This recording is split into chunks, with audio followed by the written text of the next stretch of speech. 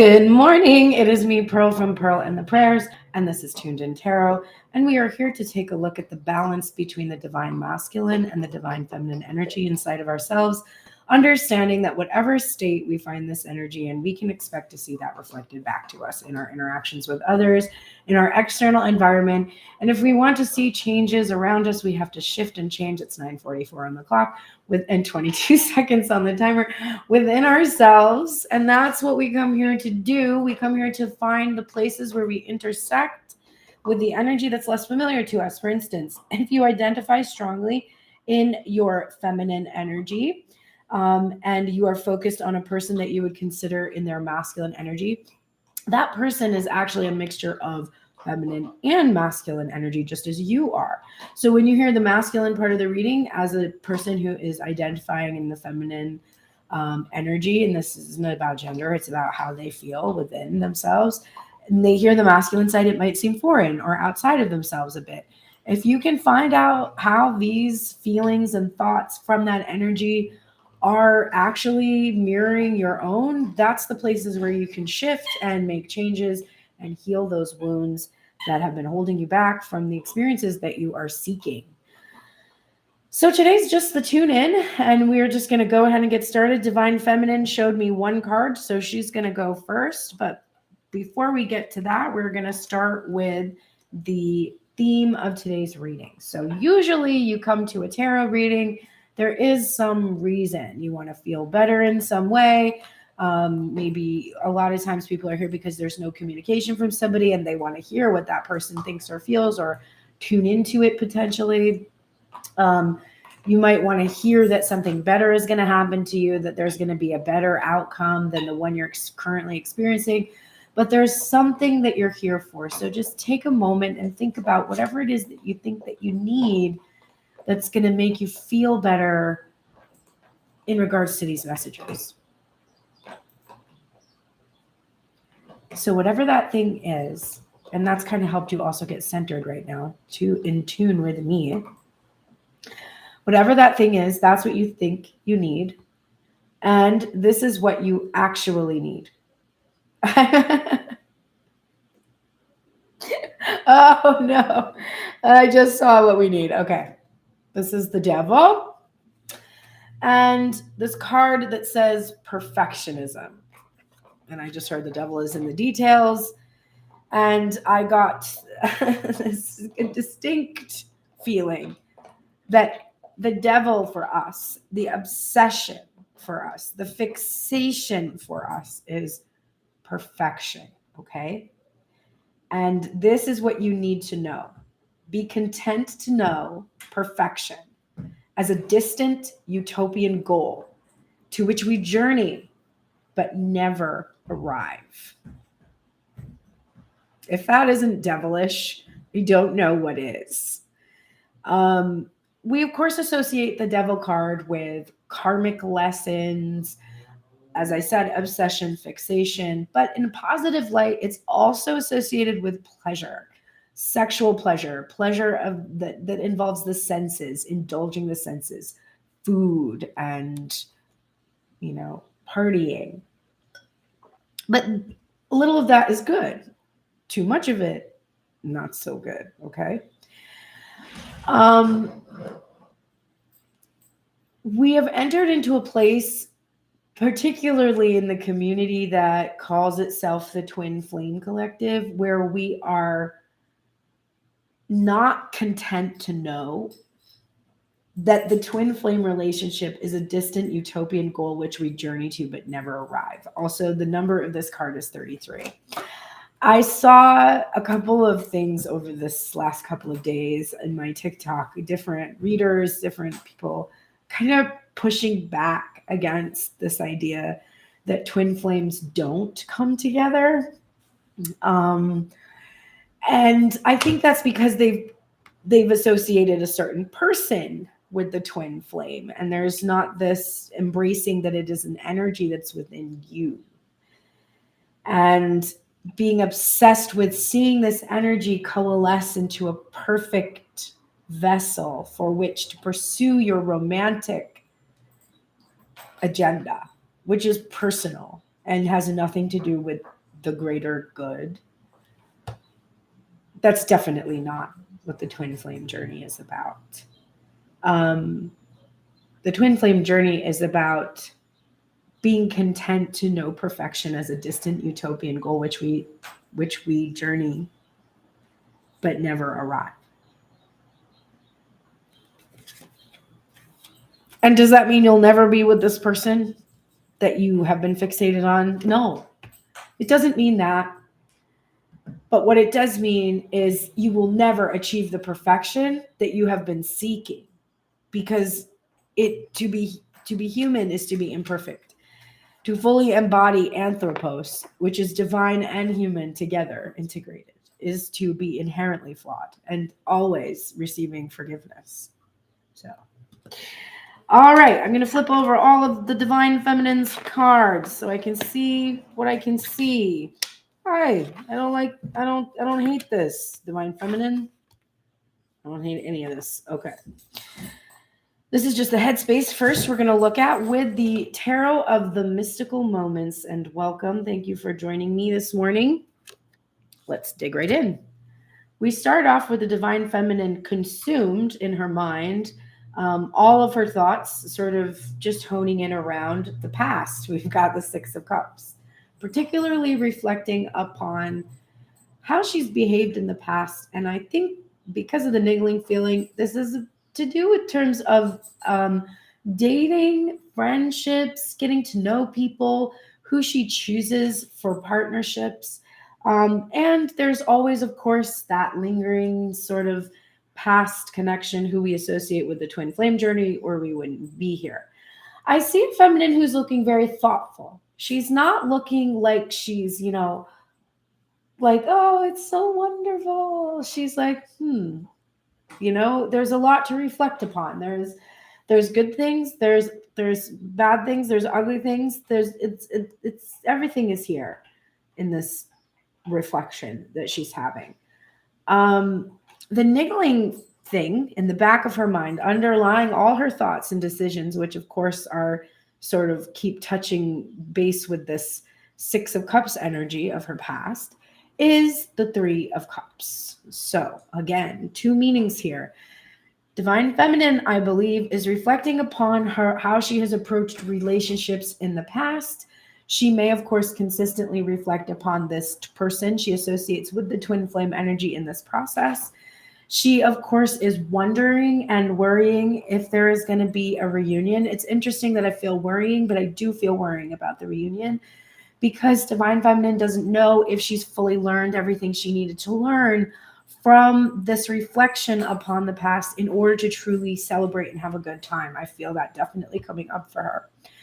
I think she is starting to see other people or date other people, or just start to really kind of massage the concept of the one single individual maybe not being a good fit for her current mindset. Like, it's not making her feel good to think that. And so I do see her as like sort of looking at how she's dealt with relationships in the past and been like, I didn't put myself out there. I didn't do the things I needed to do to really have a good time. And part of it might have been because of this person I was fixated on. It doesn't really matter. Remember, the perfection is what we've constantly been seeking. So it's likely there was a certain individual that was meant to be this lesson of pursuit of a distant utopian goal to which we journey but never arrive. Okay, so she's really in her mind right now thinking a lot about the past and potential reunion with people from her past or behaviors from her past, but wanting to be less serious, wanting to have fun, wanting to date, wanting to take a lot of pleasure in her friendships. The very first thing on her mind is strength.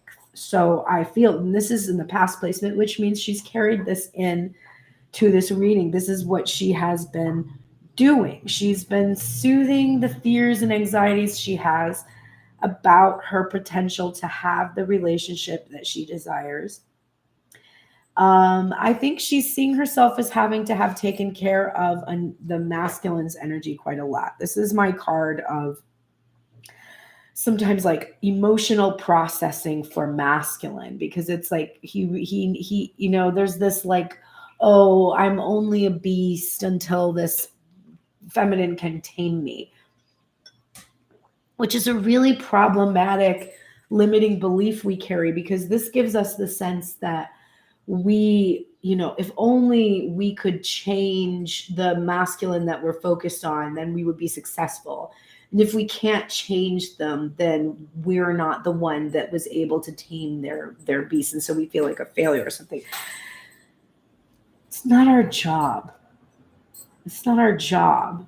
Like, that's never, this is a misconception that we've been carrying because of honestly, the socioeconomic structures that we've grown up in.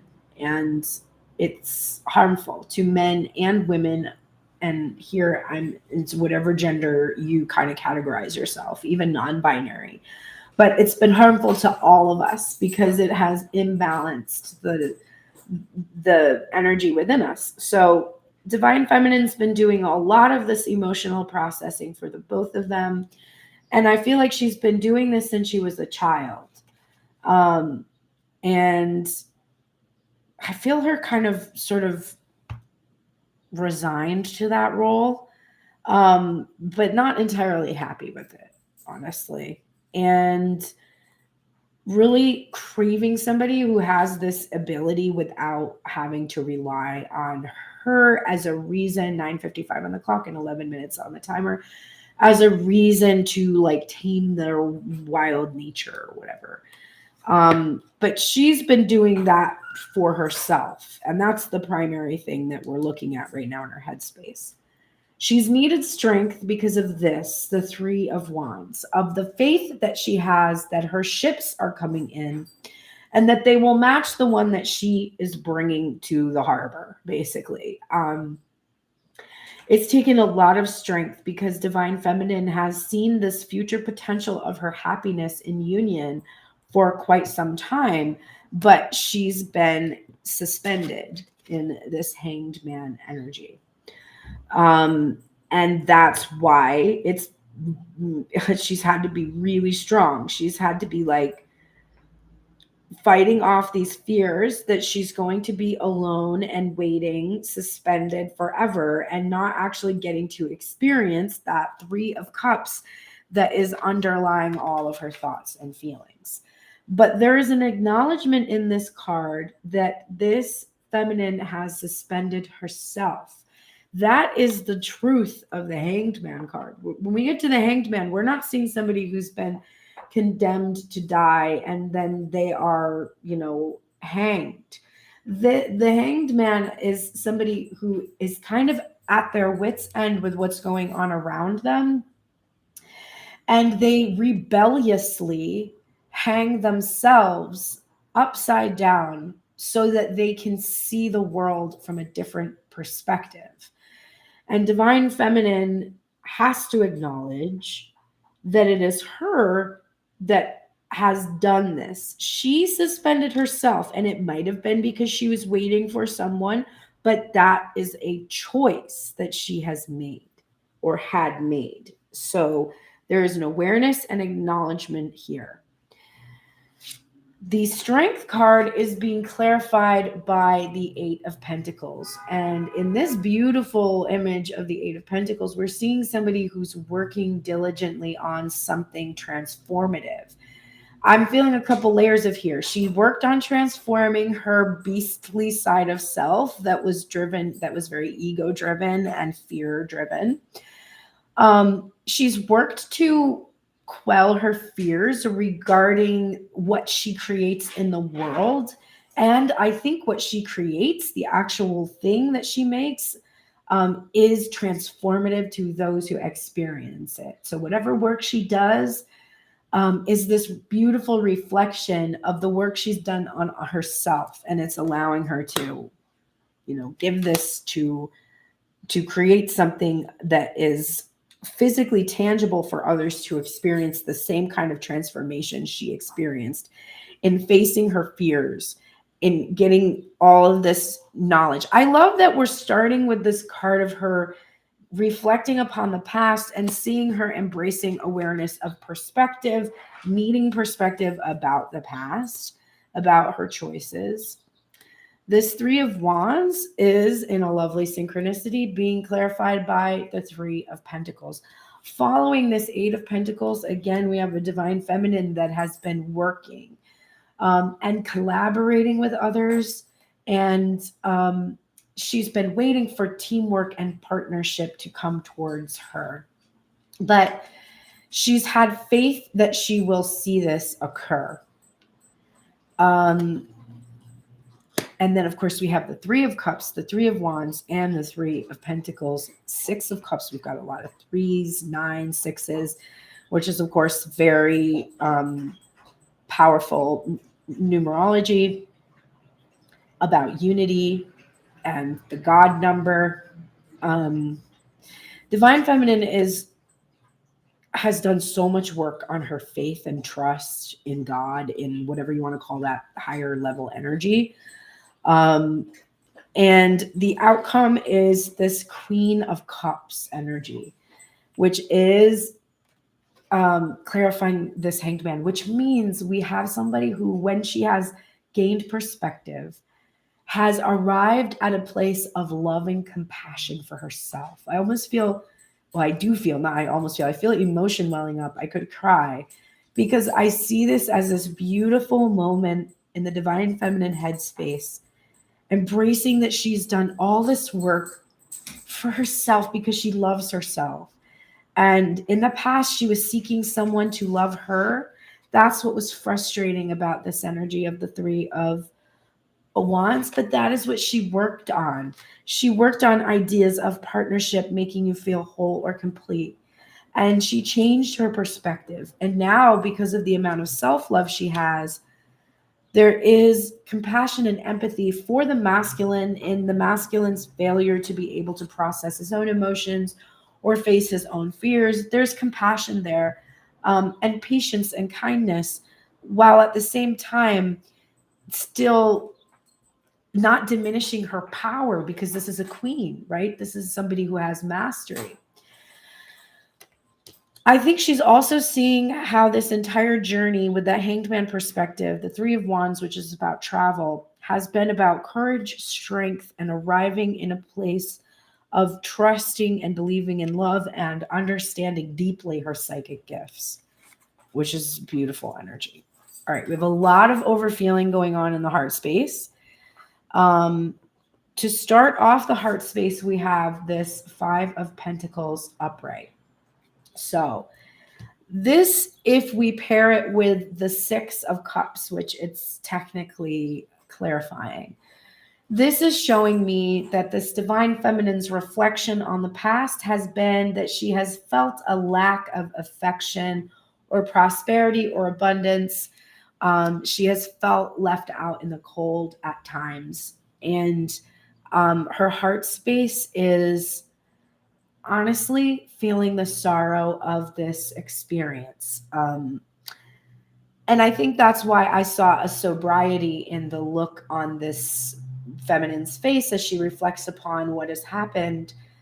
There's a sobriety here. Someone left me out in the cold. Someone withheld affection and abundance and love from me.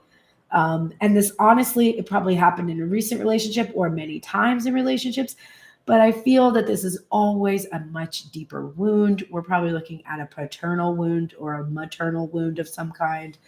Interesting that I said paternal wound first, because I would have jumped to maternal, but we are definitely look at something that's coming from how we were raised, a poverty mindset that was developed in us because we felt somehow abandoned. Hi, I'm glad this totally resonates with you. We're going to keep going in, so I'm sure you're going to get even more.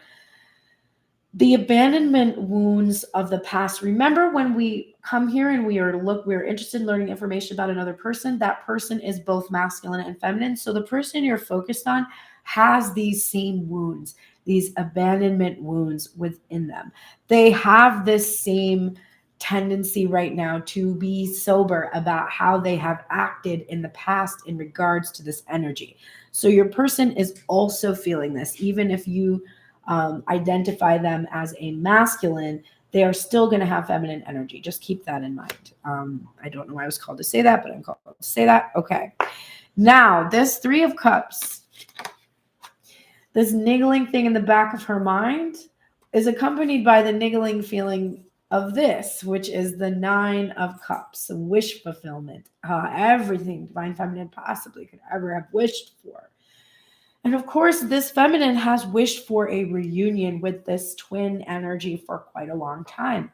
However, in recent months, the feminine energy has moved to a place where she's released. And look at the release in this card. The Nine of Cups has not typically got this sort of a gesture on it. It actually is more prone to have a very closed off, selfish, withholding gesture, but not this Nine of Cups. This Nine of Cups, this person is absolutely, like, their body language is liberated.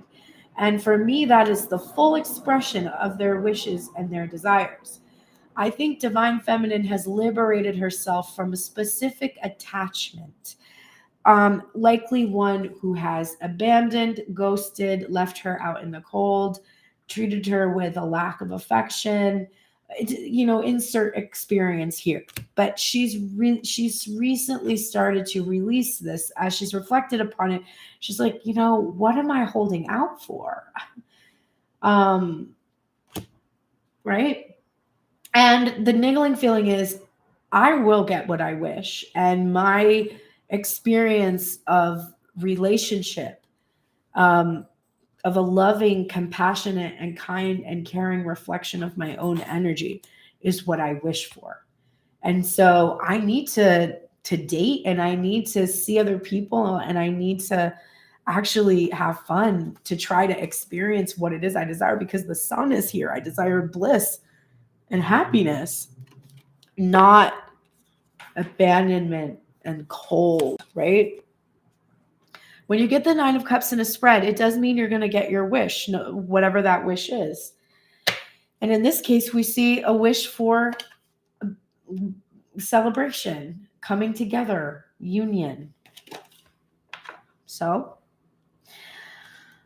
this Strength card is being clarified by the Knight of Cups. And this is an interesting clarification because divine feminine has had to soothe her fears about receiving attention from masculine energy, about masculine energy being confident enough and expressive enough to come forward and indicate his interest and set up something.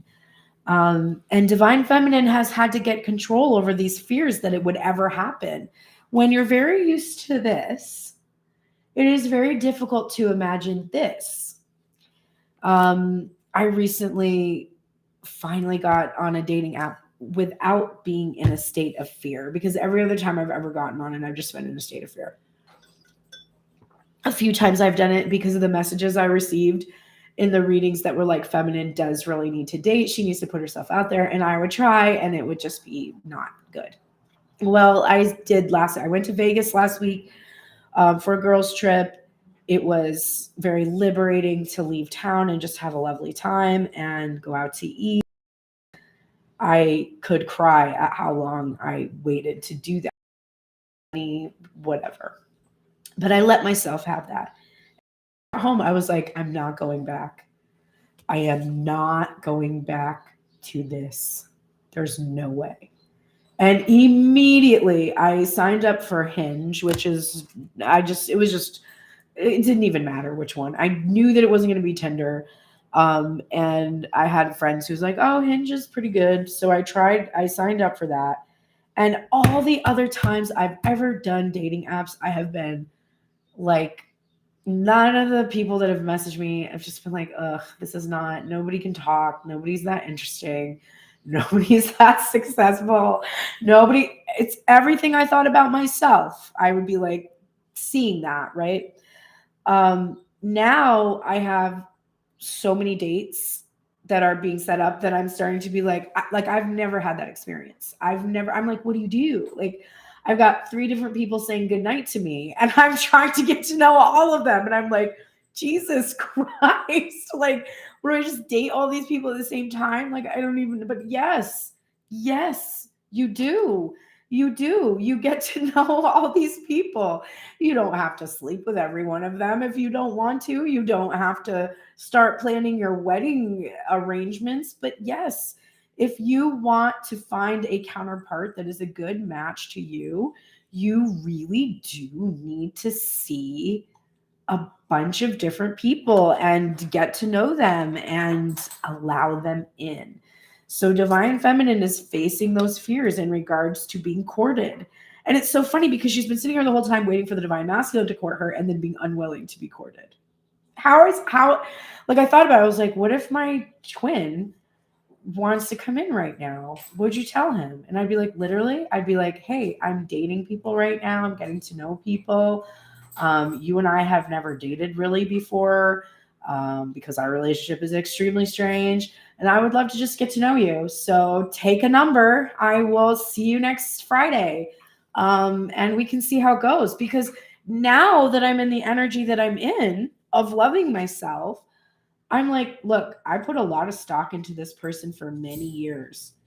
But I did that so that I wouldn't have to be with a person. I know that now because I wasn't ready for it. And now that I'm ready for it, I want to make sure that the person that my 18-year-old self was manifesting, because that's how fucking old I was when I was manifesting this person, I want to make sure that 18-year-old self got it right. It's distinct possibility she didn't. And now I want the opportunity to be able to see when this person comes in, if they're coming in and feeling safe and like being able to communicate with me, and all the things that I have projected, that I have believed about that person would be possible. I would like to experience the potential in reality. And if it's there, great. And if it's not, also okay. Also okay because of this. Because I'm loving, compassionate, and forgiving. And I will be like, hey, like, we taught each other so much. It's been a good run. I'm keeping it pushing now. Clarifying the Three of Wands in reverse, we are getting two cards. The Seven of Swords in reverse and the Death and Rebirth card. So this is what we've been waiting for. We've been waiting to finally see whatever strategy this masculine energy has to rebirth this connection. The secrets, the things that were hidden, whatever the masculine tried to get away with, etc. We've been waiting to see the fulfillment of that transformation. In the meantime, of course, we've been transforming ourselves, but that is what we have been awaiting. I think we've also been trying to get away with manifesting a rebirth of the connection while we're waiting, which is why we suspended ourselves. And this is a hard truth because this means that we have honestly kept ourselves from entering into any union because we've been trying to get away with rebirthing a connection with somebody who has never been in a state that they could actually be in union with us.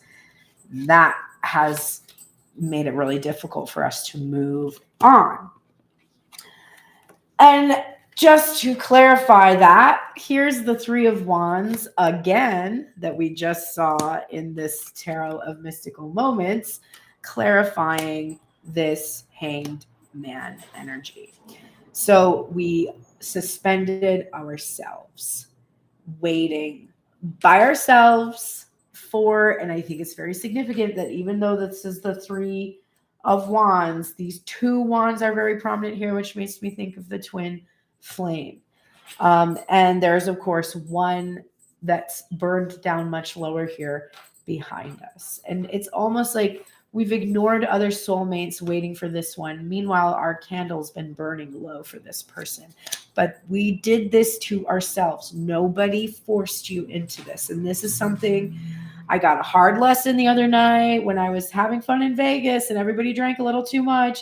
And I started to turn into my weepy Pisces ass self, my Pisces rising, and my fiery Leo Sag rising or Aries rising Sag moon friend was like, how much of you being alone was your choice? And I was like, it wasn't my choice. And I immediately started to slip into victim mode for all the reasons that it wasn't my choice. And I had to admit that no. To a certain extent, my choices were made for me by a very disturbed individual who sexually assaulted me before the age of 4. So a lot of the choices I had about how I developed beliefs about relationships, how I felt about my body, how I felt about sexuality, those decisions were made for me at a young age. However, every decision that I've made since then has been a conscious choice. And sometimes there have been subconscious motives beneath those, underlying those choices and decisions. But embracing that you have subconscious motives and taking your power back away from this victimization that your masculine left you waiting for all this time, and he did not. What was he doing? He was seeing other people. He was partying. There was nobody that was holding a gun to your head that was saying that you couldn't do those things.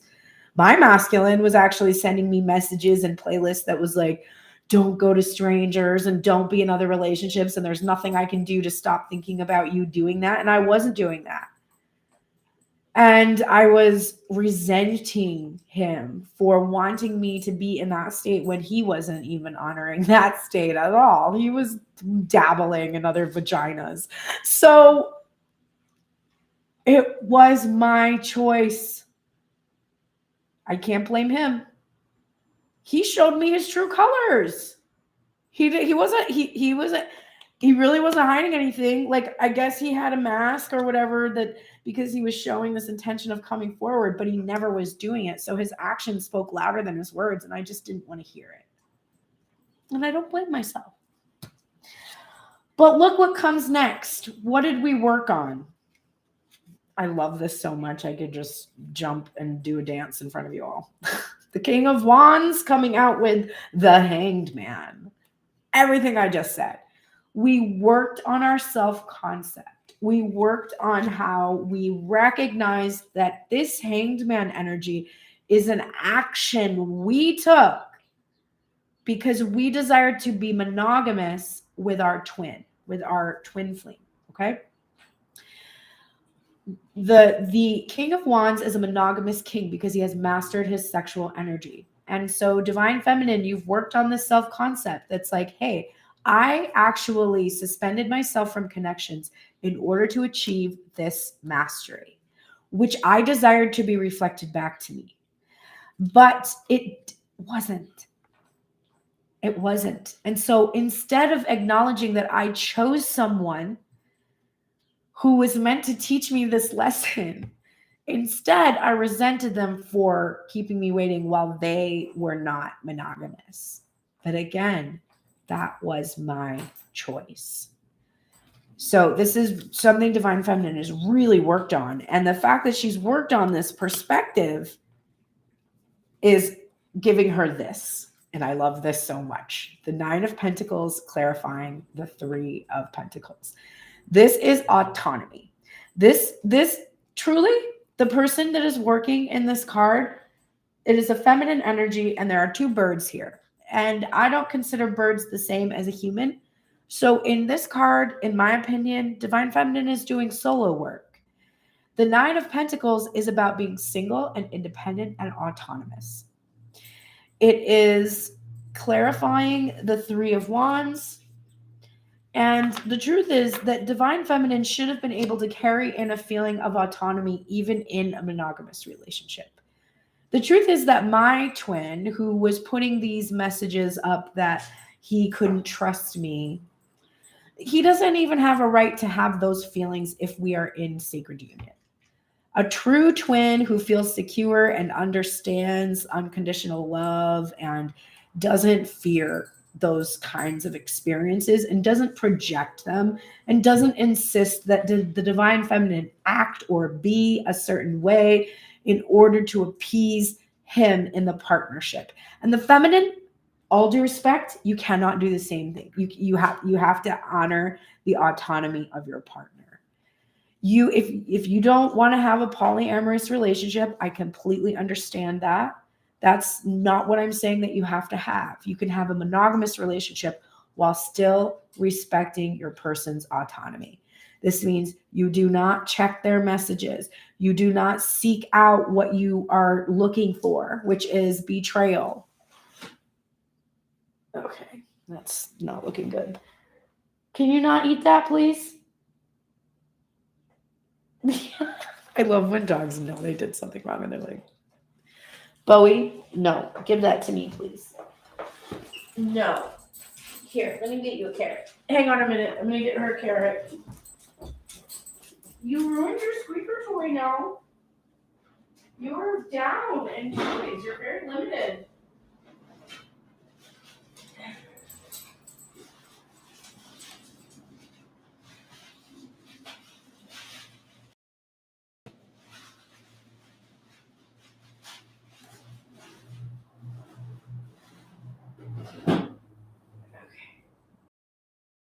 Want it? Go ahead, chew on that.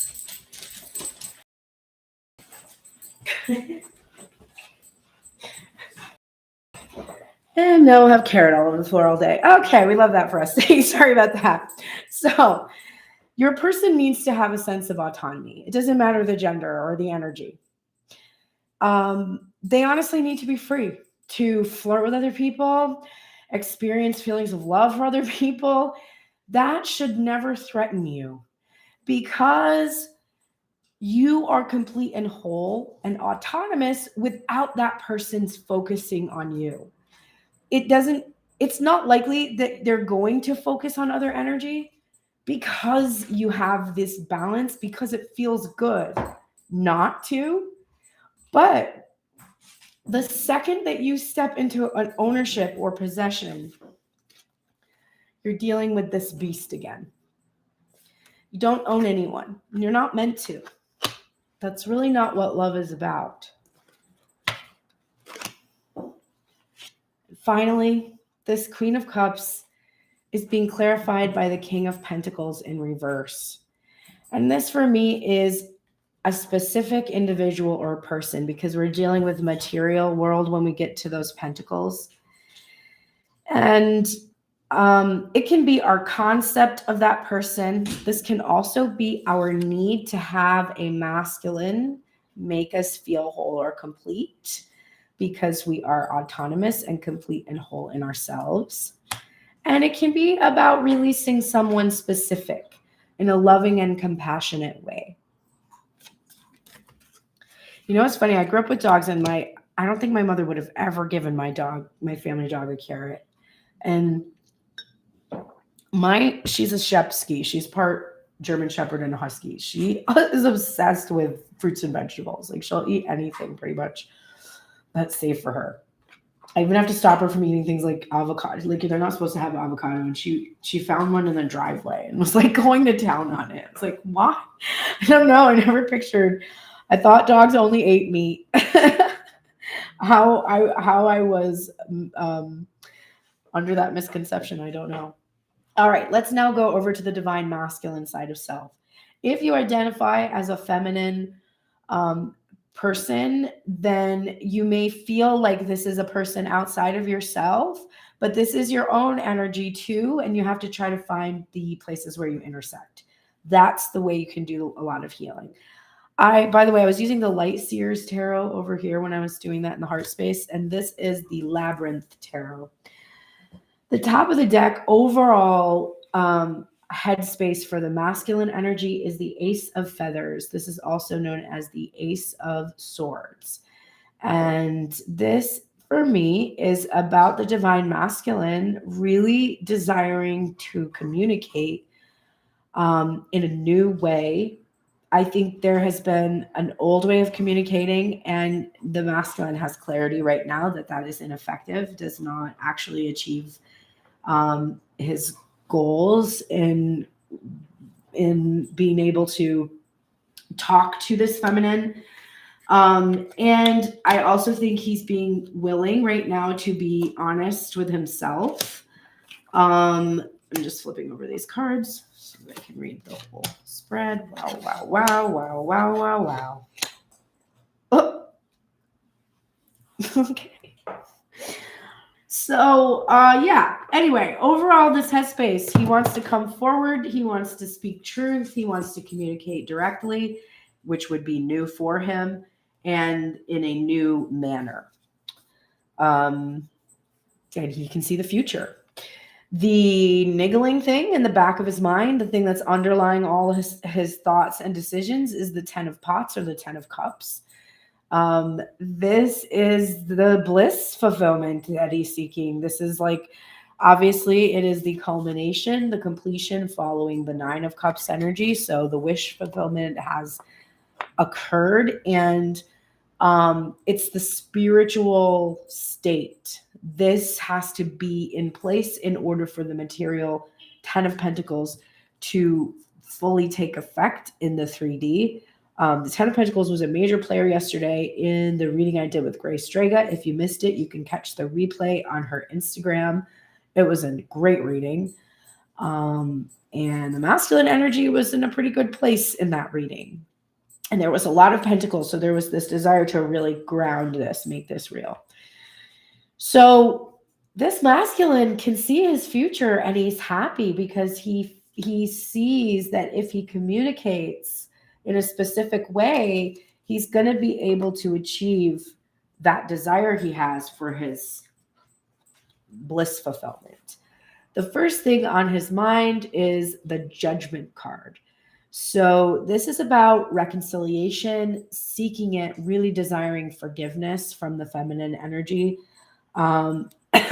specifically for the next 2 cards that are coming up, which we'll get to in a moment. He is overthinking.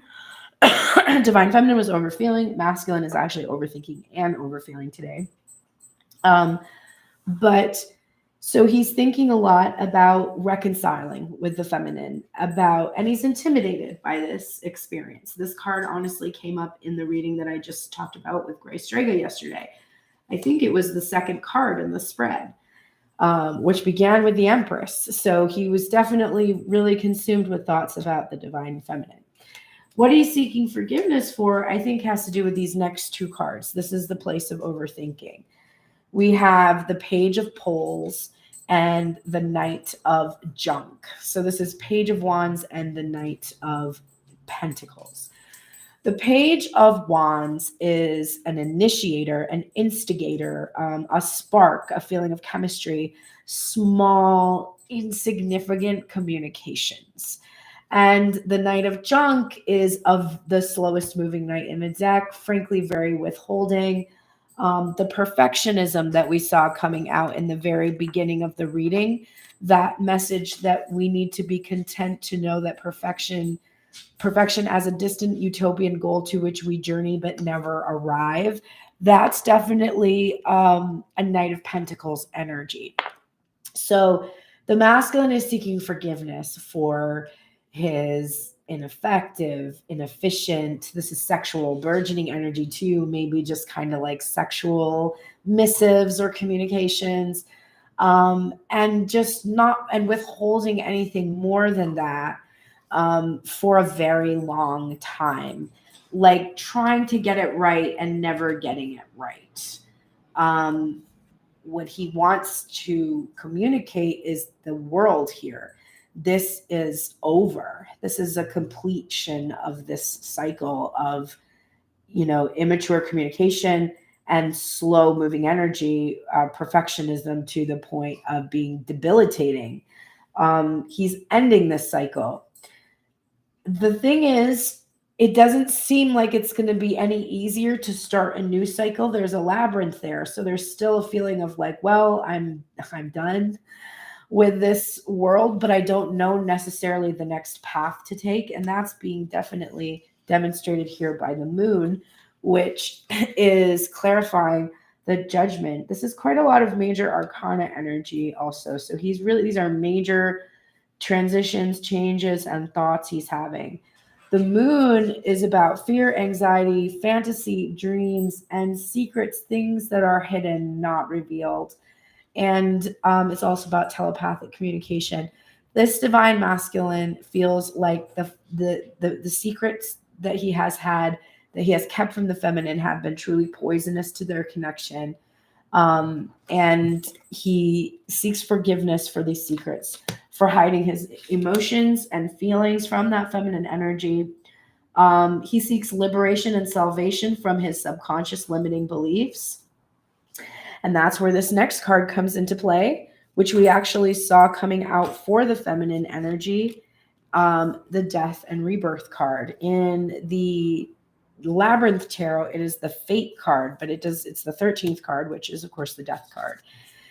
And I like that there is an association of fate playing in here in terms of deaths, endings, and bringing about new beginnings. And this is clarifying this bullshit. This is what is over. The insignificant communication and the slow moving energy, that's no longer a thing Divine Feminine is going to have to deal with, because it's been transformed, and it has been a divine sort of a situation where it's literally been fate or destiny that kind of made this masculine enter into this energy. Now, this is very frustrating.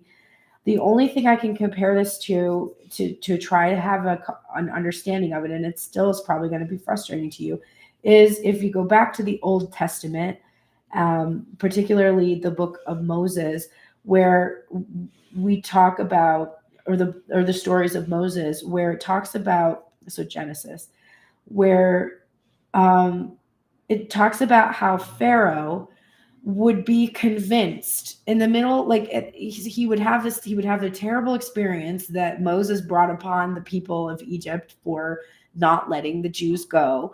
And then the Pharaoh would be like, dude, fuck, this is terrible. Like, I do not want to have this keep happening to my people. Let's just let these people go. Jesus. Of course, Jesus wasn't around yet. Anyway, he's like, I can't with this shit. Like, no, I'm gonna liberate my people from their suffering by letting these people just go. And then every time he would determine to do that, there would be a passage in the Bible after that would say that God would harden Pharaoh's heart so that he would not let them go. And I remember reading that and being like, what the actual fuck? The Pharaoh was like, don't kill all the babies. I don't want all the firstborns to die. Like, we need to let these fucking people go. And then in the nighttime, he would have a dream, and God would harden his heart so that he would keep them there and cause the destruction of all the firstborn babies, the firstborn male babies in Egypt. And I was like, what the hell kind of God is that? Literally all the people that are just innocently sitting there eating their dinner while their Pharaoh is like, dude, I'm going to save all these people. And then God's like, no, you're not. Yes, these people should die. I did not understand that when I read that. And I would read it and I would ask people, I'd be like, why? Honestly, I don't think I ever got a good enough explanation until I started doing this work. This is why. Fate, destiny, and there are certain experiences that humans are meant to have, even though they are painful, even though they inflict pain on others. But there is this interplay of experiences that are taking place. Hey there, what you doing? Oh, someone at the door. There's this interplay of experiences that is causing you to go in the direction that you need to go. And in this particular case, that was the only way that it could be accomplished. And the other thing is, God doesn't feel the same way about transformation that we do. Endings and new beginnings are irrelevant because consciousness always exists. So there is no ending of energy. Energy is never destroyed. So, yeah, so a lot of people die. Okay, well, they're going to come back. It's not really that big of a deal. It's just a little flesh suits that are, they'll get upgrades. It's fine. But we don't see it that way because we're very attached in our ego to what's happening right now. And that's because we want to, so that we can experience the world. And that world is being clarified by the Four of Wands. Upright. So this divine masculine is determined to transform this shitty journey into one that results in this commitment, a celebration of a sacred union, a commitment to someone else, a healthy, stable foundation. That doesn't suck. All right, let's continue. So the heart space. I love this so much. Okay. So much synchronicity. So top of the deck, overall feeling of the heart space, the 9 of Pentacles. We talked a lot about the 9 of Pentacles. We talked about how important it is for both the masculine and the feminine to feel their autonomy, to feel their independence within union. And it's also a card about enjoying yourself, self-indulgence, enjoying the fruits of your labor, the abundance that's available to you. This is what's clarifying the Ace of Feathers. And I think the divine masculine is seeing the feminine clearly as an individual who is not going to have trouble when she allows herself to be single. And that masculine energy would like to be the person who locks it down, right? So he feels that power the feminine has. He also feels the energy that is embodied in this card with the Falcon, which is the return. There is always a return to this special person. Also associated with the 9 of Pentacles is a specific individual. The niggling thing that's in the feeling space in the heart, clarifying this 10 of Cups, which is this spiritual fulfillment, is none other than the Knight of Cups, which we saw for divine feminine. And in this case, this Knight of Cups is able to ride the wave of his emotion. He's able to go with the flow and express, and he's feeling the urgency that he must come and court this divine feminine because she is, of course, single and fabulous at this current moment. And that probably won't last long. This masculine is acutely aware of. Emphasizing that the Judgment card, what is he wanting to seek forgiveness for? What is he feeling judgment towards himself about? Criticism towards himself? Hey, look what it is. It's that 4 of Wands energy in its reverse. So he wants to seek forgiveness for not having been able to offer commitment to the feminine, having issues and intimidation regarding commitment and marriage, and destabilizing the union between the two. Clarifying this Page of Poles and the Knight of Junk, we are getting the King of Swords in reverse and the 5 of Pentacles in reverse. So this is very telling. This is also what he was seeking forgiveness for in the headspace, which is the perfectionism and the ineffectiveness, the small gestures with which he's communicated, which frankly, this feminine could give a fuck. Like whatever this masculine does now to communicate with her, she's just like, I don't care. If you're not actually communicating directly to me, like if you're not coming here open-hearted with some flowers saying you want to take me on a date, like we ain't got nothing to talk about, bro. Like you tell me I'm swell all the fucking time. Like I know I'm swell. Like thanks. Like take a number, right? Divine Feminine's really got that 3 of Cups energy in her life right now, where she knows she has the potential to date and to receive what she's been asking for.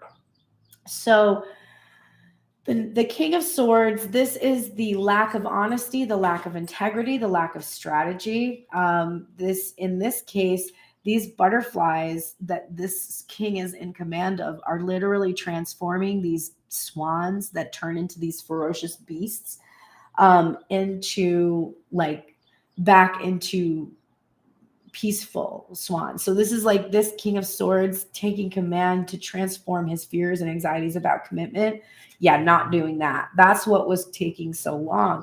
He had no strategy. It's like he experienced something that made him afraid of commitment, and then he had no strategy for overcoming it. The Five of Pentacles, which we saw over here in Divine Feminine's heart space, this is what he's really been seeking to release. The leaving Divine Feminine and outside in the cold, also feeling himself left outside in the cold, right? While the feminine is in her nice warm sanctuary. And the two of them swap this feeling back and forth all the time. Like, oh, my masculine is all comfy and up in his tower, and he's like, I'm dying inside, and my feminine is all warm and everything in her life is hunky-dory. It's like, you know, it's silly, and it would all be avoided with communication. But then I wouldn't have a job, so like, I guess I can't complain. What cycle has completed for this masculine? Thank Christ up in heaven. The Seven of Cups in reverse, bullshit. So divine masculine no longer giving into this confusion and this temptation of all these options that are really just composed of a bunch of fantasies. In the Light Seers Tarot, the Seven of Cups shows a really confused masculine looking at a bunch of castles in the sand. As soon as the wave of emotion, you know, hits any of them, they all dissolve. The only thing that would be left is, of course, that choosing of the self. I just posted at 4:30 this morning, when I checked my phone when I woke up, somebody had commented that they didn't understand how somebody could say they love you and that they want to be with you, and then there was someone else. They said, how is that love? And I said, the journey in this case is never about a lack of love. There is love. The problem is that the person that you're speaking about doesn't love themselves enough to choose love, so they consistently choose not love.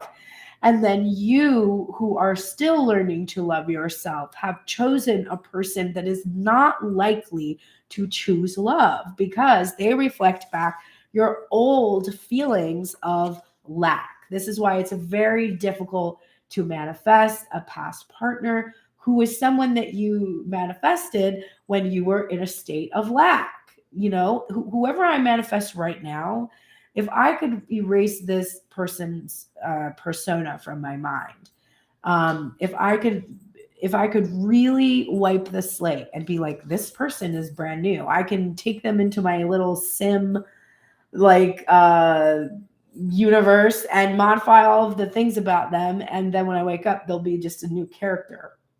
If I could do that, I could be with this person from my past very easily. But my past self manifested that person when I was in a place of lack. And I purposefully chose a person that was unattainable, unavailable, to represent the state I was in. It's hard now to imagine that person transforming. However, if I can be mindful of how much I have transformed, it is more likely for me to believe in that reunion than not. But at this point in my journey, I don't care. I'm not attached to who shows up. I'm just going to have fun on the date I'm going to go on tonight. That's what I care about now in this journey. And that's what I was supposed to learn. Here's the moon being clarified by the card that's right above it. Judgment, just in case we were worried that this wasn't in union.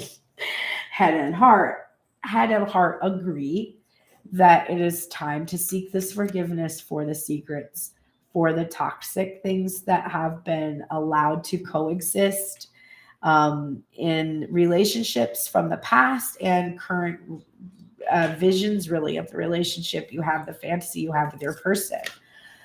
That forgiveness has to take place, the forgiveness of self. Masculine must forgive himself before he will ever receive forgiveness from the feminine. Honestly, I've done a lot of forgiveness work for my masculine, and I still can feel some gaps, but I'm definitely further along the path than he would probably expect me to be. The King of Wands here, Divine Feminine had, we're seeing it again come up for the masculine, and this is exactly what has been transformed. He has transformed himself into that monogamous king that Divine Feminine actually got perspective on, that she suspended herself to become. This passionate and powerful, manifesting, visionary, pioneering energy that is devoted and respectful of this monogamy because of the mastery of they have sexual mastery. This reading is nuts. The Four of Wands right now is being clarified by the Ace of Swords.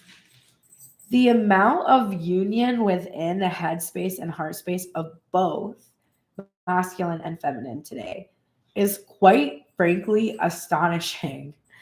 It indicates to me that there is a lot of balance going on. This means that our head is checking our heart, our feelings. If we're feeling afraid, our logic is stepping in and saying, is this true? How do we know it's true? Who would we be if it wasn't true? And our heart is checking our head when our head is overthinking too much, and our heart is like, listen, just have faith, relax. You don't have to worry.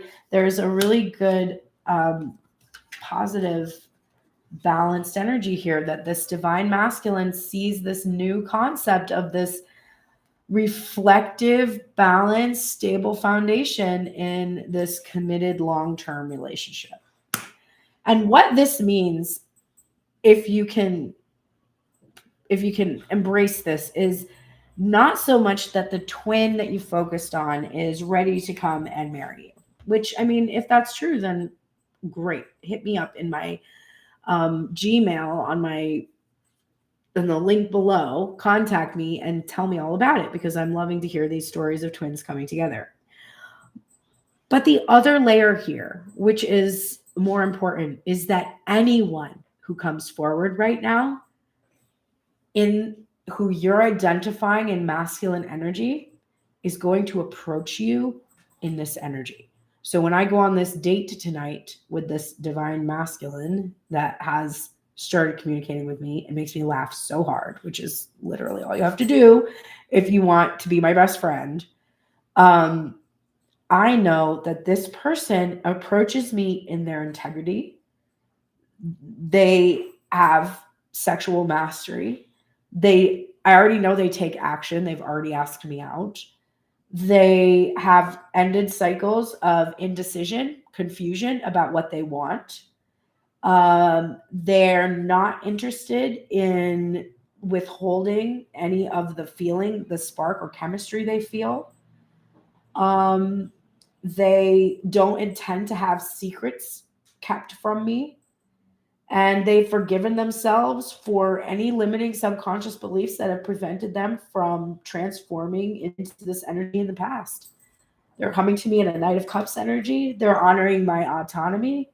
They see clearly that I'm a potential bliss fulfillment. Anyone who approaches me right now, because this is my energy. And that means it doesn't matter if it's the twin. This is the end goal of the journey. That perfection as a distant utopian goal, which we journey, but never fully arrive. And frankly, we wouldn't want to. Whenever they run simulations that are too perfect, humans reject them. They reject them. They like challenges. That's how humans are. All right, let's now go do the oracles now that we've got an hour. It's going to be a 2-hour reading today. Let's duck in. So for the next week, these are the archetypes, the guardians, the mindset, the spell work, the timing, the light work, and your animal spirit and your theme that are going to help you throughout the rest of this week. So the archetype that you should be working on this week is the slave archetype. It is in its shadow attributes, which means you have been giving your willpower to an external authority out of fear of making your own choices. So you need to release this tendency and surrender your power of choice to the divine with complete trust, which is interesting. It's like a Two of Swords energy to a certain extent. In the Two of Swords, in its shadow, we're giving our willpower to an external authority out of fear of making our choice. The light of the Two of Swords is that we've surrendered the choice to the divine, trusting that the divine is going to make the best choice for us. I love that energy. So that's going to be the archetype energy that's going to be activated this week. Your guardian angel is here with a diploma. For me, this card has some relation to the Hierophant energy because it's higher level learning, higher education. But it's an indication to me that you are being completely supported in the lessons that you have learned. So you have graduated. They're here to help prove to you that you've actually learned these lessons that you've been engaged in learning this whole time. And we saw the work Divine Feminine was doing to transform. So we definitely are going to experience the benefits of having learned our lessons. Your guardian angel is here to support you and to now bring you the experiences to show you that you've learned the lesson. You can call that test if you want to. In any moment, I can surrender. There's surrender to the powerful presence of love through prayer, contemplation, and stillness. This is your mindset that you should cultivate this week. In any moment, you can surrender to the powerful presence of love. And that is your culminating feeling of your headspace. So it's not hard for you to find that feeling of love or thoughts of love through prayer, contemplation, and stillness. So make sure that you're including prayer, contemplation, and stillness in your day and cultivating that mindset of surrender. Archangel Michael is here. This is the spell work that will benefit you, or the ritual work that will benefit you, having to do with confidence. You can work directly with Archangel Michael. You can work with Tiger's Eye. There's different crystals that help instill confidence. Don't be choking over there. What are you doing? God. Oh, they chew everything. So any spell work that will increase your confidence. You can also you can wear bright colors, oranges, yellows, things that will help sort of influence the solar plexus, eating yellow fruits, orange and yellow fruits, and vegetables and foods. Anything that's going to ritually instill this sense of confidence within you. I said, you will likely get some tests this week. And that is what your card says. You're getting a first quarter moon. Your commitment is being tested. So I do feel that your commitment to yourself and your values that we sort of established during that Venus in retrograde period is you're going to see that being tested right now. Are you committed to honoring the desires you have for yourself to experience union?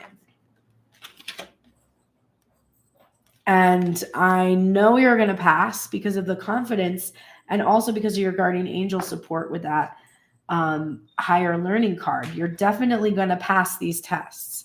But you are going to experience some tests this week.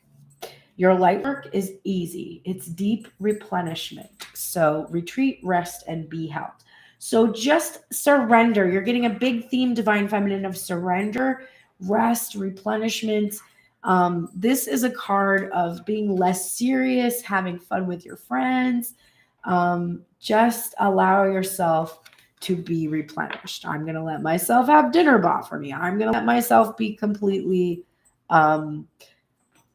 held by the experiences I'm finally having.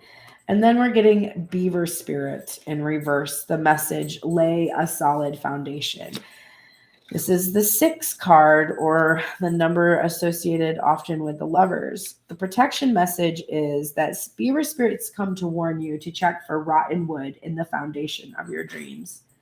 Perhaps you built your hopes on faulty promises or wishful thinking that something would work out just because you wanted it to. Maybe you made choices from a place of unworthiness, hoping that once you got what you desired, it would somehow change you and make everything better. And you had to face the truth that it didn't. Or Beaver Spirit may be telling you it is time to accept things as they are and perhaps consider abandoning the project, relationship, or situation so you can make room for something better. Perhaps you need to go back and rebuild a solid foundation because what you desire may not be in alignment with what your soul intends. Beaver Spirit says you can always get busy and build something fresh and new if the desire is true. All manner of miracles can spring up from a new, strong foundation when you remember your partnership with Spirit. Be clear about what you're building and why, choosing from a place of worthiness, well-being, and wholeness. Self-understanding and acceptance will provide you with a solid blueprint to begin again. Get busy now.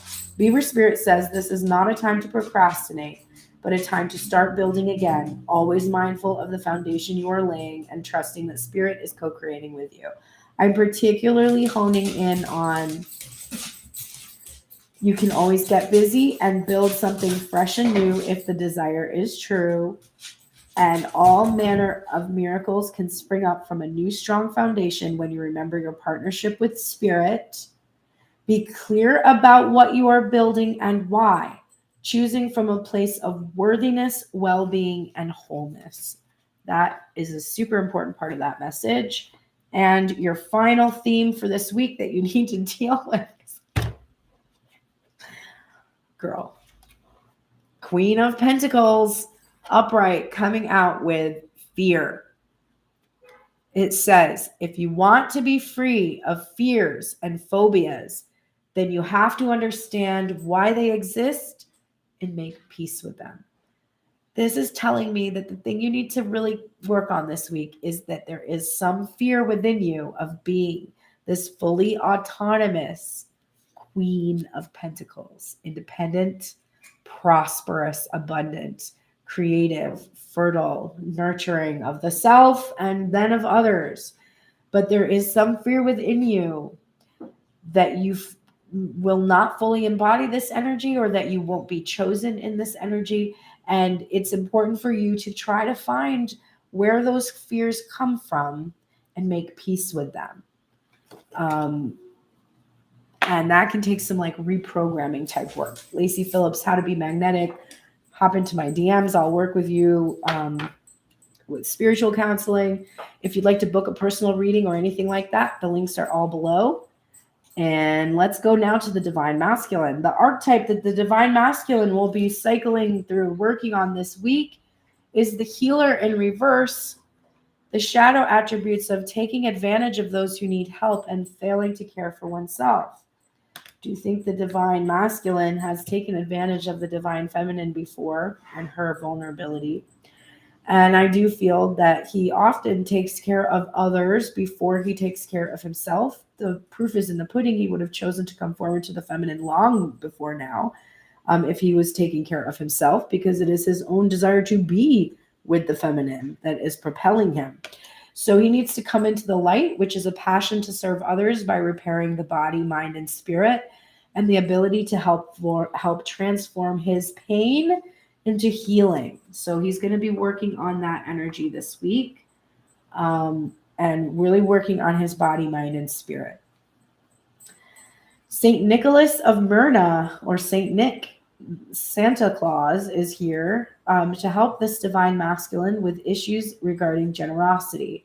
So you're being supported in being in giving. And I do feel the giving to yourself thing is really vital, because you have to have that repairing of your own body, mind, and spirit to help others. So Saint Nicholas is here to help you transform your generosity and take it from doing what others need, people pleasing, to actually pleasing your own needs in order that you can be truly generous.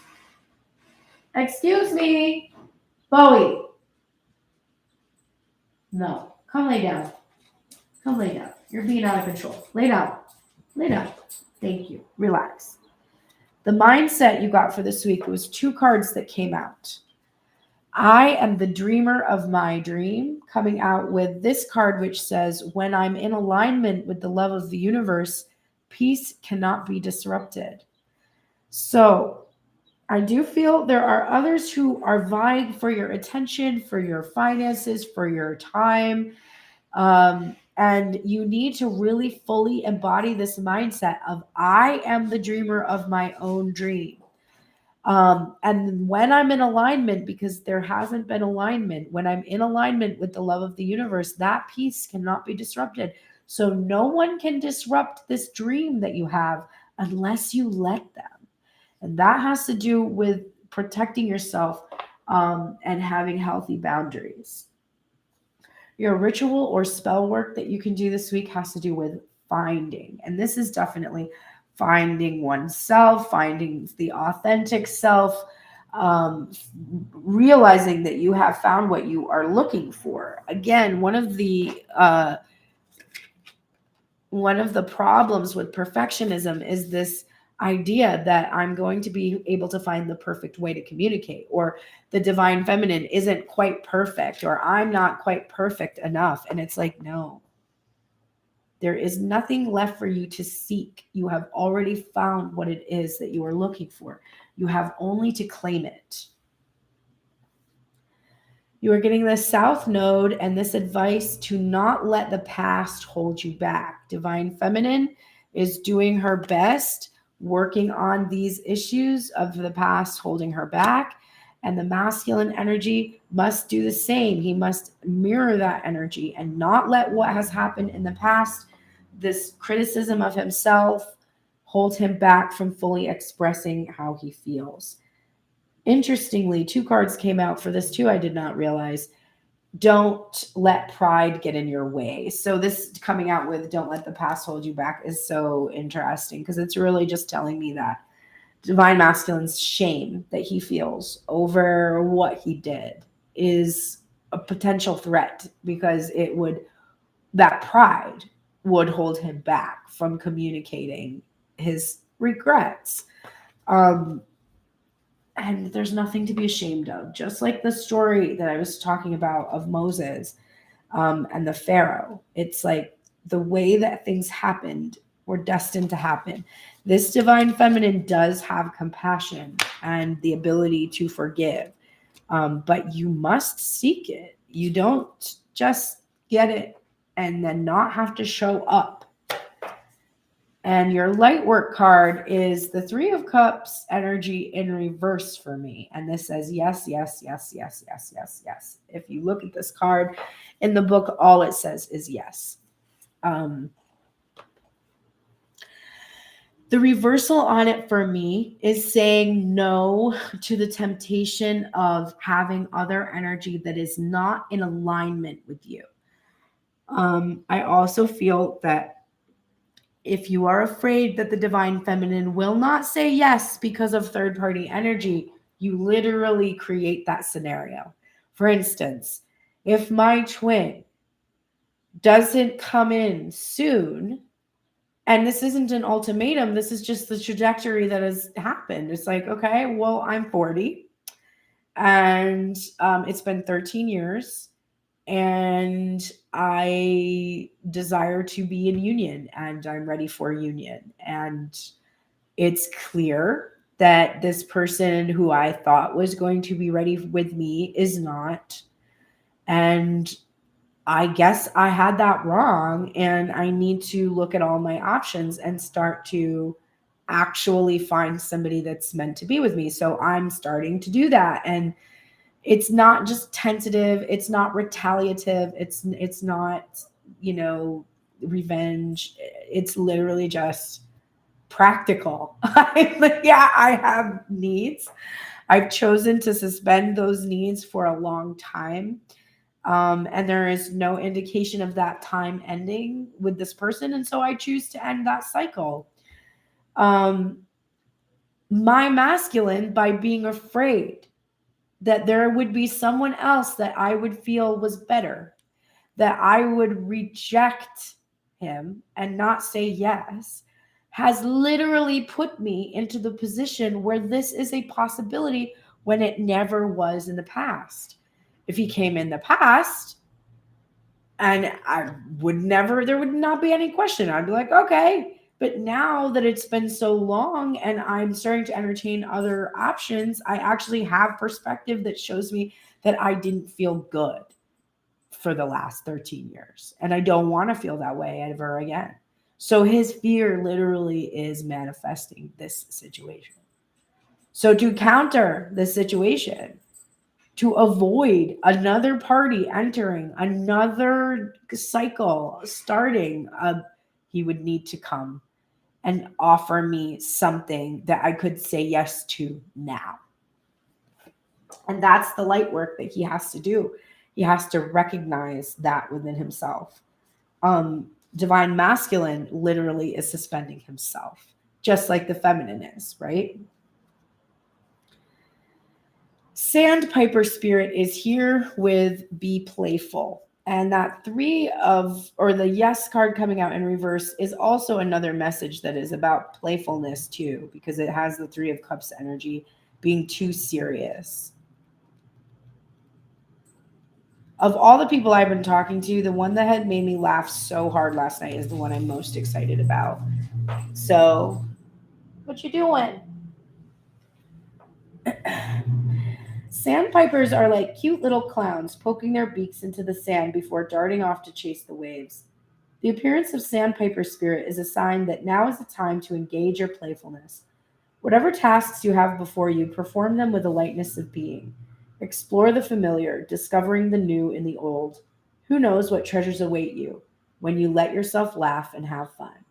Sandpiper spirit's happy and curious nature can help you to feel rejuvenated as you remember your ability to run and fly and dance playfully.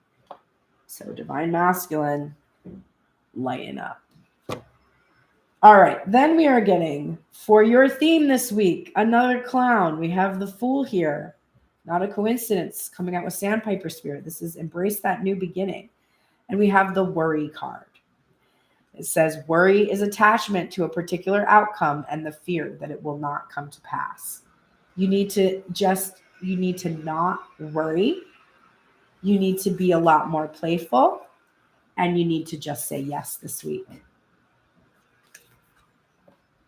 This is going to just propel you into that 10 of Cups that you have underlying all your thoughts in your headspace.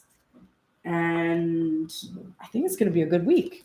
All right, let's look at the final cards for the union. These are the things that both masculine and feminine energy are in union in regards to. It's the bottom of the deck. It's kind of the things that they don't see coming necessarily, but they are in the light attributes of the Avenger right now. It looks like there's some travel that's maybe going to take place. It says a desire to balance the scales of justice and a righteousness on behalf of society and oneself. So I do feel this balancing of the scales happening between the masculine and feminine this week. And I just feel like this could be a really amazing week. And here's your guardian.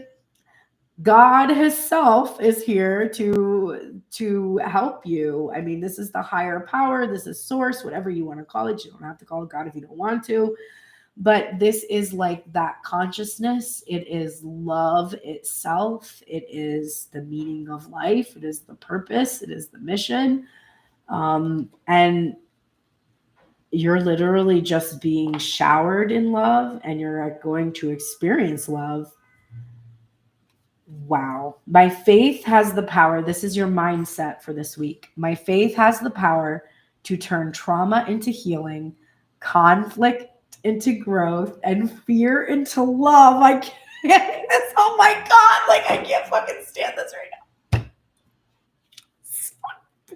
Okay.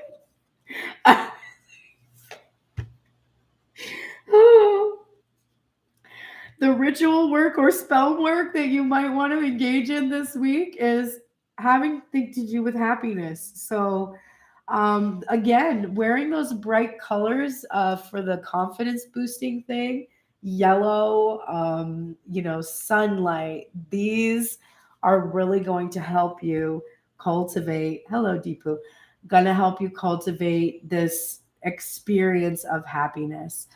These are not personal readings. If you would like a personal reading, you can go to pearlsprayers.com. There's a link in the bio. If you want to try to catch a free reading, I do them on sometimes around 7 p.m. Pacific Coast time during the week. And then on Sundays between 1 and 3 p.m. Pacific Coast time, I do free readings with Grace Draga. But these messages are collective, and you'll probably receive some guidance from them. I just did masculine and feminine energy. So if you're here for any kind of love reading, you go back to the beginning of the video. I'm sure you'll get a lot of insight. But this is the ritual work that will be good for us to do this week. And it has to do with regarding happiness. This is having a good time, laughing, really foods that make you happy, clothes that make you happy, jewelry that makes you happy, shirts that make you happy, whatever really feeds your happiness, candles, incense, baths, like just partake in it and really enjoy the hell out of it. This is why I'm screaming. For those of you who know my story, we've got the blue moon here. God damn it. Believe in the impossible. I went on at length about how impossible it is for me to believe in this transformation of this person that I regarded as my twin. And here my spirit guides are telling me to believe in the impossible. And this is also the energy that's going to help us as well. So this belief or faith, your light work is the inner temporal devotion and tuning into the portal of your heart. This is trusting and believing in the impossible. This is treating yourself as the inner temple. It's allowing your masculine and feminine energy both entrance into the inner sanctum. So this is being willing to be vulnerable in your devotion to someone else. This is nuts. We're getting, oh my God, we're getting Bat Spirit in reverse, and it says a rebirth is assured. God damn it. Just when I get out, they pull me back in. I'm going on that date tonight. You better call me because you better take a number. I got dates set up all week. Bat Spirit, what are you refusing to let die? Bat Spirit is gently nudging you to let go of your need to cling to the familiar story that has already run its course. A new story is poised to be born. Some dreams were only meant to last for a moment in time. Sometimes they were only there to slow you down as you recalibrated in preparation for the new life that will give you what you really want. Perhaps you need to grieve as you say goodbye to something. At least you're saying goodbye to its familiar form. Perhaps you must let go to a part of you that must die so you can be reborn. This temporary time in the dark doesn't have to be scary or sad, though. Bat Spirit gives you her powers of perception and awareness as you learn to listen deeply and navigate these unknown caves of temporary emptiness. You will emerge with a new perspective, and Bat Spirit will witness your giving birth to the life that matches the intentions and desires of your heart and soul. Wow. All right. This is your final theme. The sun and this card that says contest. Be yourself fully, and you are without compare a true winner of the only contest that matters. Well, that's a message from my divine masculine. Be yourself fully, and you will be a true winner of the only contest that matters. And the inner children here, completely healed, playing and frolicking in the sun, being filled with happiness, experiencing their bliss fulfillment.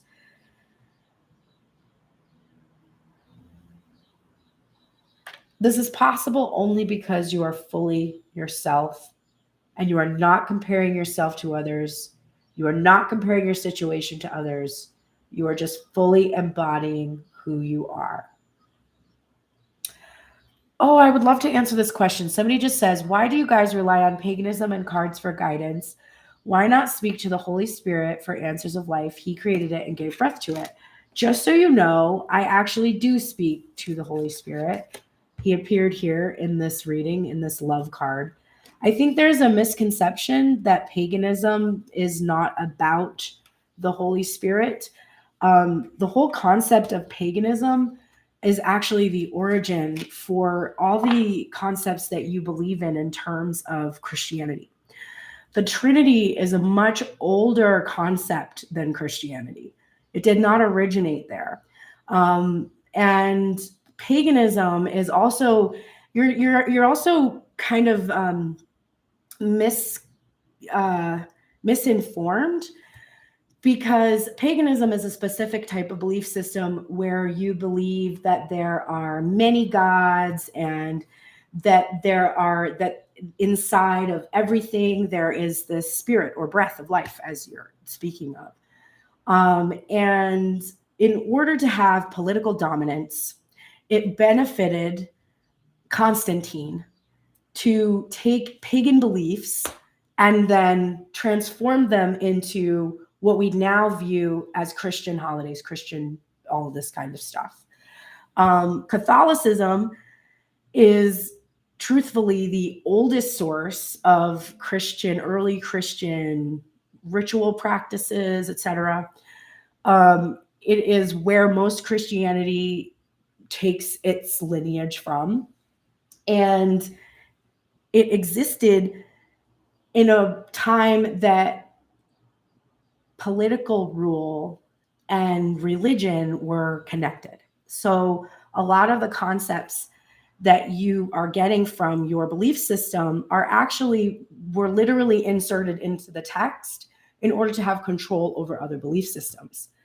The Holy Spirit is not against cards or mediums and sorcery. What you're referring to in the Bible is a very small passage that says, it was translated by the King James Version to say that you shall not suffer a witch to live. However, that actually translates to you shall not suffer a poisoner to live. And it was referring to those who used trickery in giving medicinal herbs to people that would actually poison them. This doesn't have anything to do with witchcraft. What I'm talking about is not false knowledge. You can actually research it yourself. Satan is a concept that comes from the Hebrew word shaitan. You will also hear shaitan in Islam as well. The word Satan doesn't actually occur in the New Testament. It's only in the Old Testament.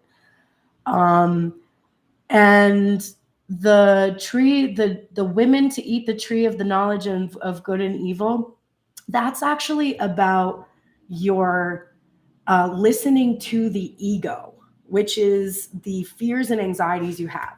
It's embodied in the body in the form of a snake because of the way that snakes can transform. There's a lot here that I couldn't possibly go over in 30 minutes, but if you'd like to know more about what I do or what we truly do here in this work, I'm more than happy to communicate with you about it. I'm actually, I'm Catholic, so I'm actually not pagan. I practice Benedicarianism. I'm Italian. I have a lot of folk traditions that include receiving messages through the Holy Spirit and saints and angels. And what you're talking about with Paul in particular, you're also referring to texts that were written later, like after. It was like texts that were referring to the work that was done by the disciples after Christ had passed, and they were then living witnesses. You should read this book. Highly recommend this. The Gospel of Mary Magdalene. There is quite a few texts that were left out of the Bible. I am Catholic. I was baptized Catholic. I'm confirmed. I can actually tell you a lot of Catholic beliefs. And you actually don't know what you're talking about when you say that Catholics don't involve themselves in that. The Catholic tradition is immersed in rituals. Honestly, I do feel sorry for the misinformation that exists in the world in regards to religion. Christ's mission was not to divide. Christ, in fact, embraced all Samaritans, Gentiles. He was himself Jewish, and he was not a white person. He didn't come. Also, it's highly unlikely that Jesus was a physical person. There's Krishna, who has the same exact story of Jesus. It's most likely that just like all of the religious texts in the world, the Bible is also just allegorical. It's filled with mystery and sacred and coded meanings that are meant for people who entered into the priestly class to study religion. If you don't speak Aramaic or Hebrew or Greek, you actually are not able to translate the Bible. So you rely on translations of the Bible that were predominantly white and men. And that leaves out an entire perspective. So what you believe in and what you're talking about, what you're communicating, it's not coming from knowledge that comes from within yourself. You're actually just repeating or parroting concepts that were put into place by people who had a reason to try to control your practice of your faith and religion. I am praying for you that you will see the light at some point. I know the Holy Spirit comes to us in so many ways. You are called here to have this communication with me. And I hope that you can release some of your prejudices and misconceptions about who I am as a person, because I'm actually somebody who receives messages directly from the Archangel Raphael and the Archangel Michael. And I don't believe that Satan is an entity. I don't communicate with Satan. I believe that Satan is my ego and whispers. And honestly, the way that you are acting is much more satanic than the way that I am, because I'm open and embracing and sending you love. And you're sending me, right now, you're sending me actually kind of hateful energy. You're not seeking to love me or understand me or have compassion. So Jesus told us, look at the fruits. And the people I work with have happier lives. They feel good about themselves. They pursue their passions. They seek to understand love. They meditate. They pray. They reestablish their spiritual beliefs based on whatever their cultural heritage is. So the fruits of my labor is that I bring love into the world. And your fruits right now, you are telling me I'm lying. You're saying there's only one archangel. That's not true.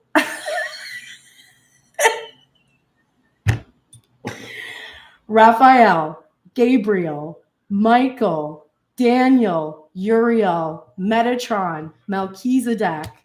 You don't know what you're talking about. So I'm going to end this conversation with you, but thank you for giving me this opportunity to share the truth with people who might be curious about my beliefs or about how paganism and cards are actually connected.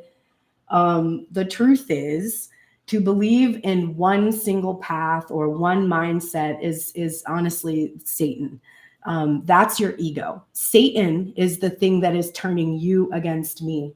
I'm not turned against you. So I'm not functioning from a place of evil or hatred, but you're turned against me because of the fear that you feel for your belief system being challenged.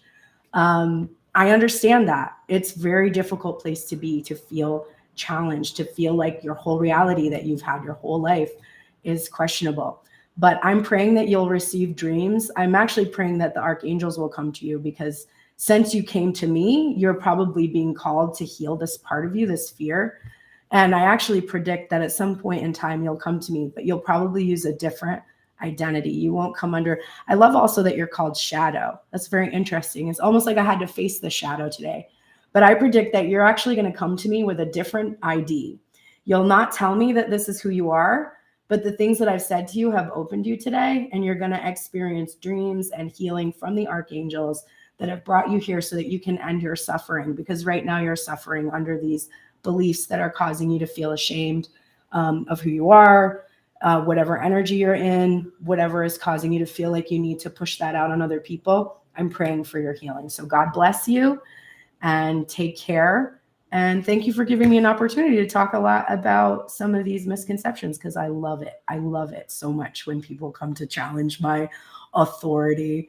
My authority comes from God. It does. I speak with godly tongue. So take care.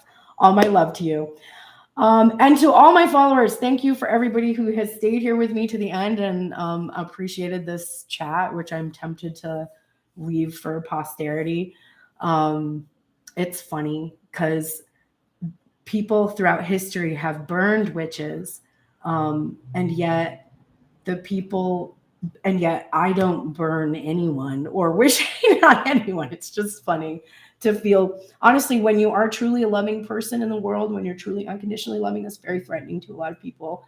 It's challenging to their self-concept. You're welcome so much. Thank you so much for being here. I just love that they're called shadow. It's so funny. But regardless, I had fun with you all here today. I hope you got a lot from the messages. I love the divine masculine energy. I feel like being in a place where we are ready to be honest with ourselves, see new ways of being, seek forgiveness, and the divine feminine releasing the hold the past has over her and believing in the impossible, believing in the power of love. I love that. Where is this coming from? The no archangels besides Michael. I'm just curious. Do you not know the part of the Bible when Mary is visited by the Archangel Gabriel? It's literally written in the Bible that Mary is visited by the Archangel Gabriel. Do you not know that?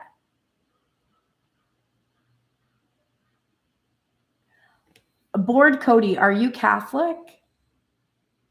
Are you Catholic? Because anything you read that's not from the Catholic Bible is considered false. Because the Catholic Bible was the original Bible. So anything that's taken away, if you read the book of Revelations, if we're going to go by we're going to be literal about a doctrine that's not meant to be literal, let's be literal. The book of Revelation says anyone who takes anything from this text or adds anything to this text will have their lives taken away from them, or they will have all of the plagues and suffering added to their lives.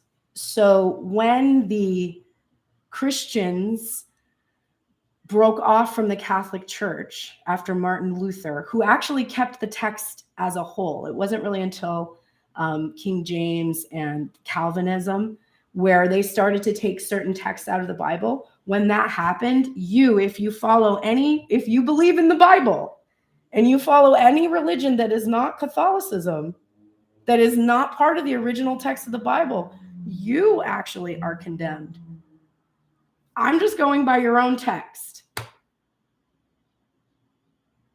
All of the Catholic doctrine refers to the archangels are older than I love this. This is really fun. The archangels predate the New Testament. Okay. So if you're a Christian, you believe in the Old Testament and the New Testament. The Old Testament is from the Torah. Okay. That book was written in Hebrew. The names of all the archangels are Hebrew names because all the angels and all of the archangel structure comes from the Hebrew Bible. The tree of life, all of that stuff appears in the Hebrew Bible. So when you talk about Satan, you're going to tell me, after you tell me there's not archangels, you're going to tell me Satan is Lucifer, right?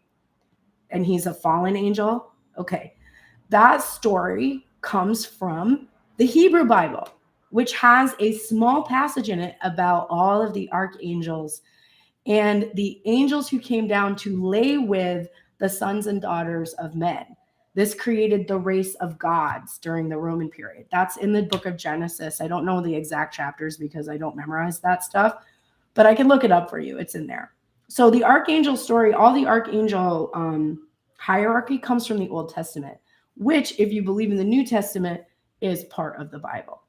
Lucifer is the name that Constantine's political opponent gave to Satan, because Lucifer was actually this political guy he didn't like. Lucifer means light bringer, and it was associated with the planet Venus. So they used light bringer to name Satan ever after that as one of the fallen angels. That's where that story comes from. Morning star is not Lucifer. Morning star is the planet Venus. It is the brightest star in the morning. I do want to bet. I will bet you $44,000 that morning star is the word for the planet Venus, because the planet Venus predates Jesus the Christ by thousands and thousands and thousands and thousands of years, and was documented as the morning star. The oldest, most commonly practiced religious beliefs, spiritual belief system is astrology. The 12 apostles of the Bible represent the 12 signs of the zodiac. Jesus is the Son of God. I could go on. But I'm betting $44,000. You said you want to bet. Are you out? You don't want to bet $44,000 that morning star is as the name of the planet Venus? I didn't think so. Most of your information comes from the 12 tribes of Israel, also represents the 12 signs of the zodiac. These beliefs predate the Bible. There is nothing older in the world than astrology. There's no spiritual system older than astrology. It's the oldest. We humans, we took all of our spiritual beliefs from the skies for some reason. That's why we talk about heaven. That's why we talk about the constellations. That's why in Revelations, when the goddess comes, she's wearing a crown with 12 stars on it. It's literally, it's vital and integral to every spiritual practice. Much of what you believe comes from modernist beliefs on Christianity. Those beliefs are meant to divide. Christianity is about love. There is no division in Christianity. Christ says there is no sin. There is only the corrupted imagination. For you to judge me or put sin on me is for your imagination to be corrupted. And it is sinful for you to be out of alignment with unconditional love. I'm in unconditional love.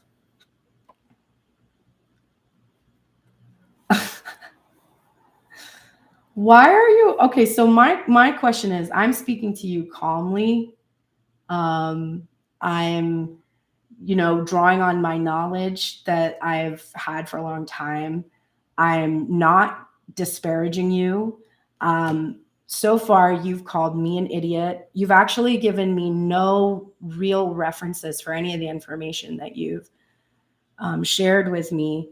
You are trying to make me feel bad or not smart. And all of those behaviors, I think probably Christ would be really not in alignment with. Is that not true? Do you think that Jesus was unconditional when he burned Sodom? Jesus didn't burn Sodom.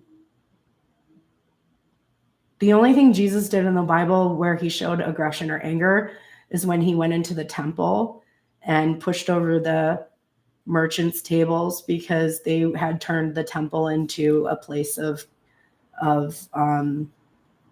money and materialism, and that was against his belief. You can, you can go to pearlsprayers.com and click support. I have a PayPal there, and so you can just click support there, and it takes any major credit card. Thank you. There's just a button that says support, and it's got like a little PayPal symbol.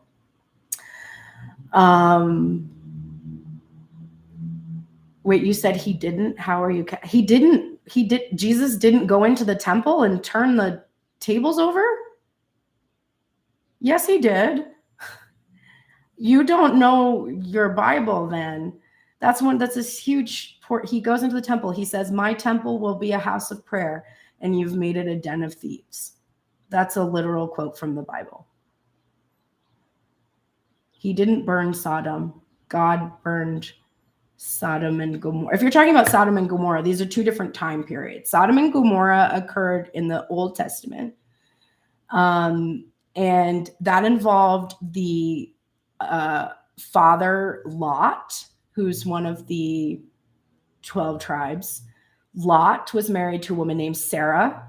They lived in Sodom and Gomorrah. At the time, the city had degenerated into a place where no one was in alignment. There was, and they needed to leave the city. And the story of Sodom and Gomorrah is that as they're leaving the city, God says to them, actually, an archangel appears to them.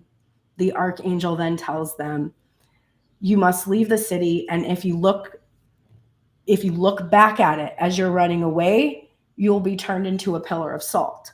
So Lot and his family start to run from the city, which God doesn't really burn. He just kind of lets it burn down. There's a war within the city, and he just doesn't do anything to prevent the war. He lets all of the people that were in the city die because they had entered into a time just like they were when Noah's Ark came. So God had promised that he would never flood the world again. So he just decided he would cleanse Sodom and Gomorrah and allow them to start fresh. And he would save Lot and Sarah.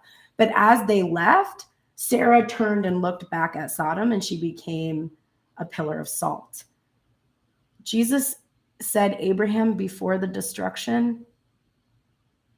Okay, you're talking about Genesis, okay? So you're talking about the Old Testament. The Old Testament was written thousands of years before Christ.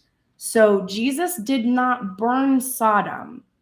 Jesus refers to the destruction of Sodom because he's talking about how sin destroys the self.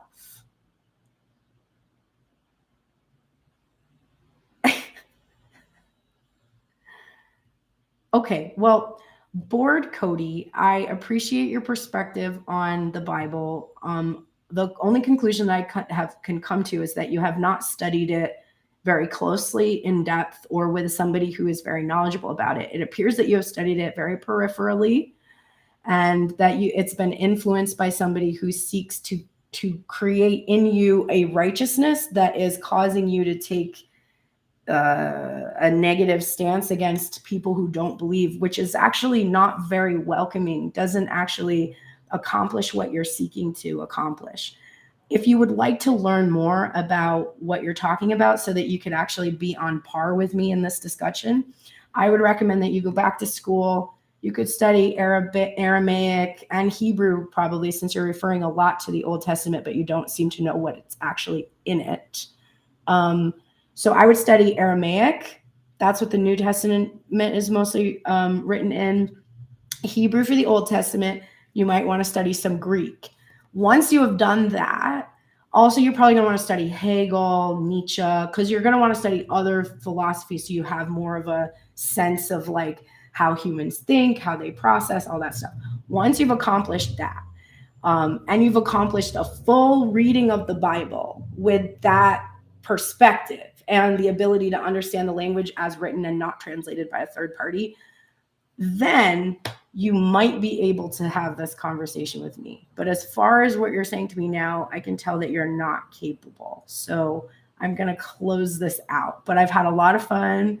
I'm glad that I was able to show a lot of my knowledge to counter a lot of the things that you're saying, which are very hateful and not at all accurate. So thanks for my opportunity to show my chops, but go back to school and God bless and take care. I'm definitely not a coward, but I do appreciate you projecting that onto me because you don't have a real name and you're chatting with me on a live chat. Like, if you want to talk about coward, that's coward. But by all means. All right, everybody, have the best day. I will see you. I, of course, have tomorrow off. I will be back on Wednesday for members. I will be doing, oh, I'm sorry, not Wednesday. My bad. Thursday and Friday. I'll be doing the Tell Me Everything spread and then the release and rebuild on either one of those days, or the obstacles removed. It depends on how I'm feeling. I've been doing a money spread as well, which has been very helpful for me.